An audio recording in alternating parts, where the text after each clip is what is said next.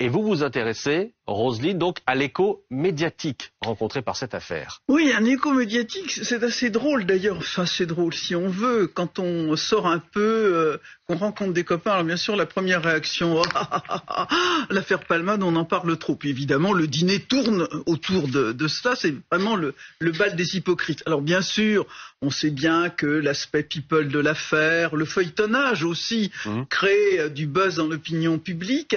Mais je pense qu'il faut aller au-delà de cette écume. Qu'est-ce que ça nous dit? Ça nous dit d'abord que notre société française est traversée par une sorte de haine des riches, et chaque fois qu'il y a ce genre d'affaires people, derrière, par définition, le riche est quelqu'un de mauvais qui non seulement vole les pauvres, mais leur veulent du mal.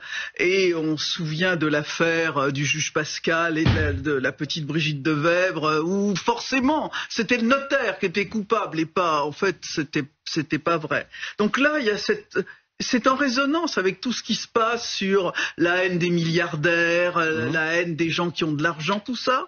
Finalement, c'est quelque chose de très incrusté dans la société française.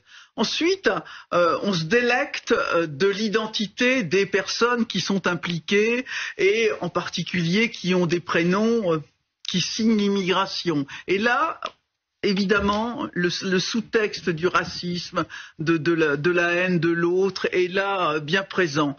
Troisième chose qui est dite, c'est les problèmes de justice qui ne seraient pas la même pour tous et qui favoriserait les riches. On voit bien que tout au long de cette affaire et sur les réseaux sociaux, ah oui, bien sûr, comme c'est Palmade, il va s'en tirer, il n'aura pas la même justice que les autres. Et puis, le quatrième signe, c'est évidemment cette crainte avec cette histoire de chemsex, de cocaïne.